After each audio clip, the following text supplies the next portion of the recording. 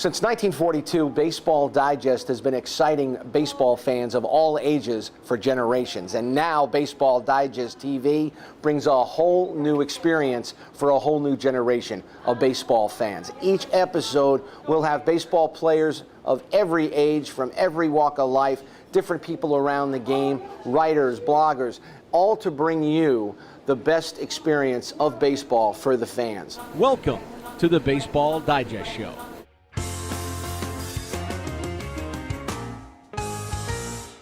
Kicking things off for us is former Major League pitcher John Doherty from the Detroit Tigers and the Boston Red Sox, and he joins us today here on the show. John, thanks for coming down. Thanks for having me.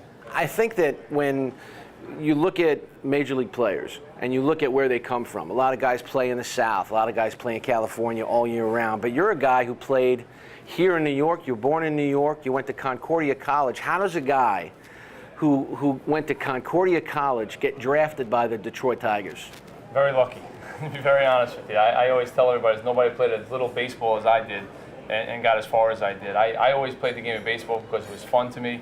I actually quit in 9th grade because it wasn't fun. I had a coach there that just didn't really care for him too much. Played in the regular summer league and such, and then the varsity baseball coach, Dom Ciceri, who is like a father to me to this day, saw me pitch in the regular town teams and so he said, "You got to play baseball. This is crazy." And the funny story is he kind of threatened me saying, "I won't allow you to play basketball if you don't play baseball." And thinking that he could do that, being the athletic director, I was like, I guess I got to go for baseball again. And the rest is history. All of a sudden, John Doherty makes it to the big time in a big way. You have a great season in '93 with a real good Tigers team. In back then, for the folks out there who don't remember, 1993 was a time when there was a very big American League East, even bigger than it is now, Yes. and Detroit had to handle not only the Yankees and the Red Sox and those teams, but the great Toronto teams of that era. Yet you had a tremendous season. You won 14 games, and you were on a team with guys like David Wells and Cecil Fielder and Rob Deere. That had to be an entertaining ball club, if for no other reason than those personalities. Every name you mentioned, I can just chuckle and something pops into your head right away because it was definitely a cast of characters for sure. But guys that could play the game and knew how to play the game. Playing for Sparky Anderson is, I miss him dearly. I mean, he was a great guy. I tried to talk to him a couple times a year. Just like one of the nicest people that you ever want to meet. And, the game misses Sparky Anderson for sure. And he was the kind of guy that, if you were a bad apple, so to speak, you weren't around too long. I mean, so his clubhouse, everybody kind of got along, and it was a good time. And then, to walk into a clubhouse like that and see an Alan Trammell, Lou Whitaker, Frank Tanana, I mean, it was unbelievable, some of the guys that I was able to play with. I was very fortunate because it was a very veteran team, and I was one of the younger guys, so I learned so much from just being around those guys and how to handle wins, how to handle losses, how to handle people, how to handle the press. And it was unbelievable for me. There's a famous column every issue of Baseball Digest called the Rules Corner, and in this particular column, the Rules Corner was addressing the incident that happened between you and Sandy Alomar Jr., and the column was explaining why you both were ejected. Yeah. But take us through, that famous or infamous incident between you and the great Sandy Alomar Jr. Yeah, again, it was '92, early in the year, and we were pitching against Cleveland Indians. I think Dennis Cook was the pitcher for them, and Mickey Tettleton was a switch hitter. And the angle from the dugout, Tiger Stadium is an old stadium, and the angles are kind of bad and stuff. And not knowing Mickey Tettleton real well, because it was only my second month in the big leagues, was kind of a guy who dove into the pitches a little bit as a right-hander. And two of the pitches, when he dove in, he had to jump back. When you see later on, afterwards, they really weren't as close as they looked from the dugout, but they were. And I remember one of the guys, Tony Phillips, actually, who was never scared to chirp, was screaming and cursing out. The quiet, unassuming Tony Phillips. Exactly. And I remember I had to go to the bathroom so bad, but I said, if I walk past one of these veterans, somebody's going to pull me inside. Hey, you paying attention to the game? He wants you, buzz one of their guys, something like that. And I didn't want to do that. I wanted them to know that I pay attention to the game, and I had it set in my head that I'm going to, just throw one close, just like that. I wasn't trying to hit anybody. But I've never really done that in a long time, since college ball maybe and such. And so, first guy up was Glenn Allen Hill, who could beat the heck out of all of us in this place right now. The guy's as strong as an ox. And I just read back and tried to throw one, in tight, and he got away from me and hit him. And he takes out his mouthpiece, takes a couple steps towards me. Mickey goes next to me, just said a couple bad words to me, and tried to first base. So now I'm a little like, oh man, this is not good. So now I get up and Sandy Alomar's up at bat, and I just see him just wiggling that bat, and again, not really knowing his stance. It just looked like he's looking to hit the ball like over the roof at the stadium.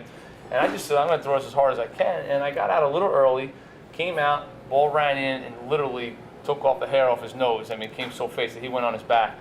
And Mickey Tettleton, because it was a man on first, went for the ball first, and then realized he's coming after me, so he was going to be late.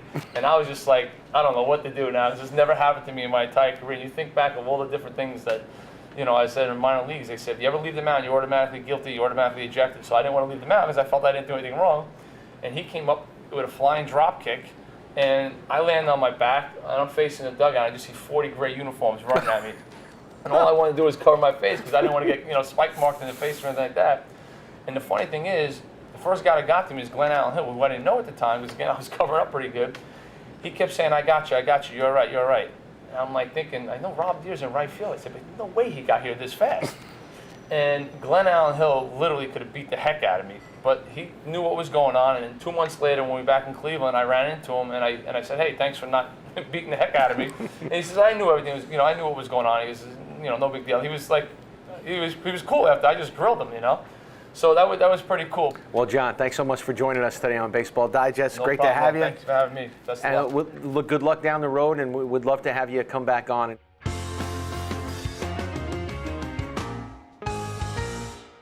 From Babe Ruth to David Wright, there isn't much New York baseball that legendary broadcaster Bill Mazur hasn't seen. In 1951, the pennant race of the National League came down between the Brooklyn Dodgers and the New York Giants. It came down to one game. Bill Mazur talks about it in our next Mazur Moments. It's strange. When was that moment? 1951. Notice I don't give you the time, date. I want to erase it. I can't. Branca coming from the bullpen. Big Ralph. And the question in my mind remains the same. Why did Dreschen go with Branca when he had Laban? That's all I remember about that game. The scene of the home run. Pain is still awful. I'm Bill Mazur.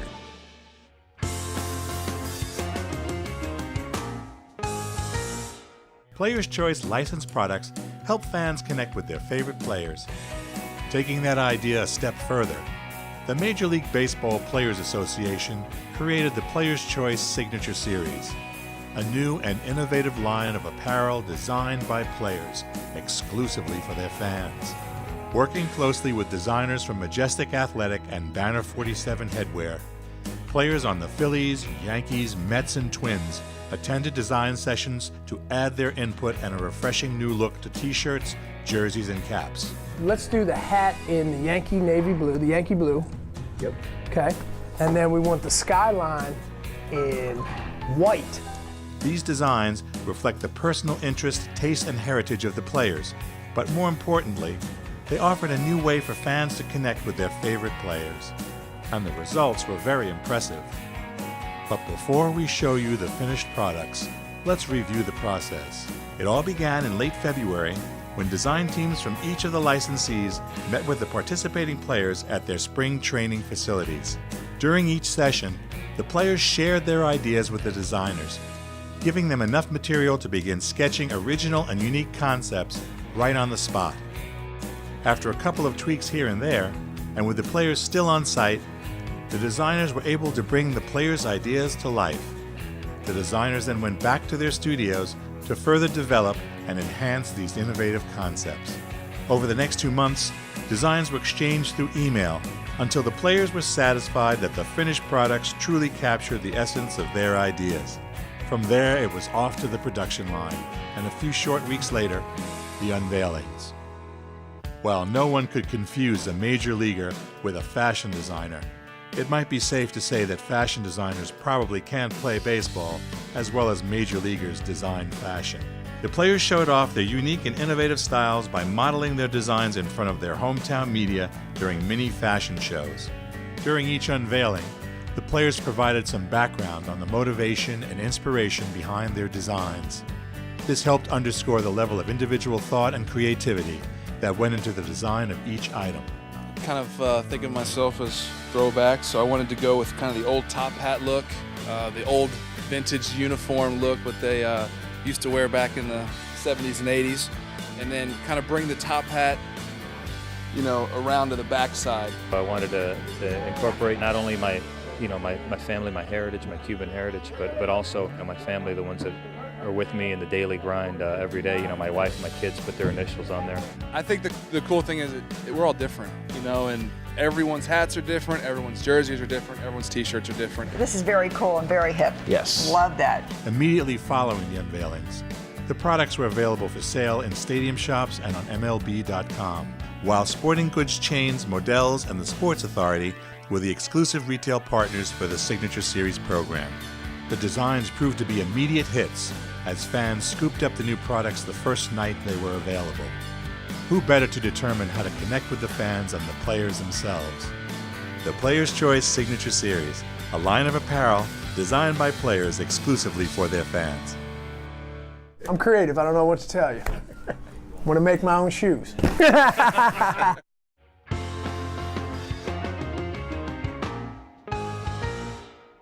For this episode's last Lex, got a few things on my mind. First of all, the New York Mets. Now, stop me if you've heard this before. We're going to get younger, faster, and more athletic. We're going to rebuild through our farm system. We're going to, rely on our baseball people to make decisions. We're going to rebuild our farm system. Am I repeating myself? Yeah. You know why? Because the New York Mets, the ownership of the New York Mets has been repeating themselves, since 1987.